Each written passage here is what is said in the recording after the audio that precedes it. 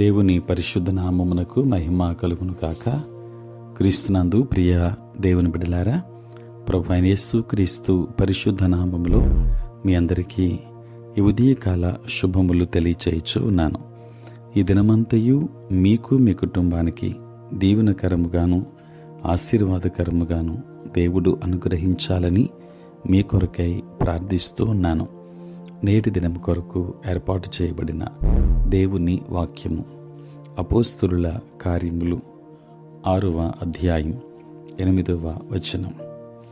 స్తెఫను కృపతోనూ బలముతోనూ నిండినవాడై ప్రజల మధ్య మహత్కార్యములను గొప్ప సూచక క్రియలను చేయుచుండెను. ప్రియులారా, నేటి దినం కొరకు ఏర్పాటు చేయబడిన ధ్యానాంశము హతసాక్షి అయిన స్తెఫను. ప్రియులారా, స్తెఫను అనగా కిరీటము అని అర్థం ఉంది. మొదటి హతసాక్షి కిరీటం ధరించినవాడు, మాదిరికరమైన పరిచారకుడు.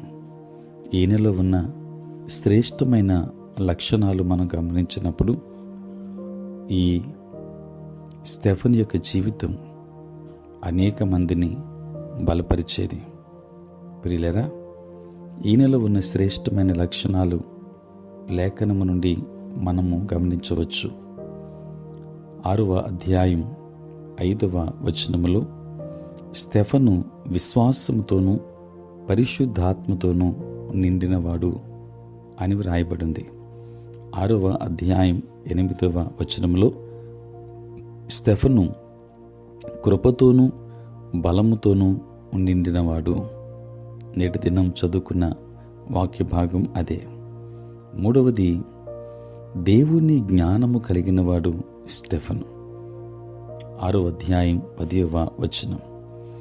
దేవదూత వలె ముఖ ప్రకాశత కలిగినవాడు.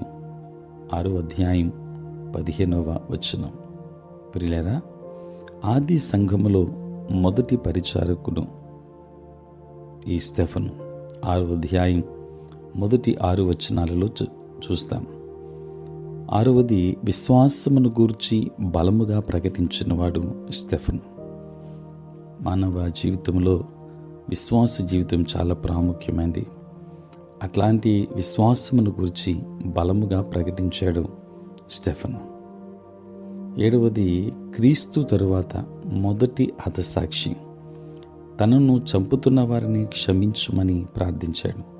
ప్రియులారా, ఇట్లాంటి గొప్ప వ్యక్తిత్వం కలిగిన వారు, దేవునిలోనికి వచ్చిన వారి జీవితాలు అనేక మందికి ఒక ఆదర్శవంతమైనవిగా, మాదిరికరమైనవిగా కనబడుతూ ఉన్నాయి. ప్రియులారా, ఇంతవరకు మనము ధ్యానించినటువంటి 7 లక్షణాలు నేటి సంఘ సేవకులకు, పరిచారకులకు, సంఘ విశ్వాసులకు ఒక మాదిరి. ప్రియులారా, దేవుని యందు భయభక్తులు కలిగి ఉండేలా ఇట్టి శ్రేష్టమైన లక్షణాలు కలిగి జీవించగలం. కనుక స్తెఫను యొక్క జీవితాన్ని మనం జ్ఞాపకం చేసుకుంటూ క్రీస్తు కొరకు హతసాక్షి అయిన మొదటి బిడ్డగా మనము జ్ఞాపకం చేసుకుంటున్నాం. కనుక హతసాక్షి అయిన స్తెఫను జీవితంలో ఉన్న సత్యాలు మనము గ్రహిందాం, దానిని అనుసరిందాం, దేవుని యొక్క ఆశీర్వాదాలు పొందుకుందాం. దేవుడు మిమ్మును మీ కుటుంబాన్ని దీవించునుగాక. ఆమేన్. ప్రార్థన. పరిశుద్ధుడైన తండ్రి, మీ కొందనాలు. రాత్రంతయు కాపాడి సంరక్షించారు నాయన. ఉదయం లేచి మిమ్మల్ని స్తుతించే భాగ్యం ఇచ్చినందుకు స్తోత్రాలు. ప్రభువే, దినమంతా కూడా మీ సన్నిధి మాతో ఉంచండి. మా పనులలో, ప్రయాణములలో, పరిచర్య అంతటిలో మీరే తోడుగా ఉండండి తండ్రి. చదువుకున్న బిడ్డలు జ్ఞాపకం చేసుకోండి. 10th క్లాస్ ఎగ్జామ్స్ రాస్తున్న బిడ్డలు మీరు దర్శించండి.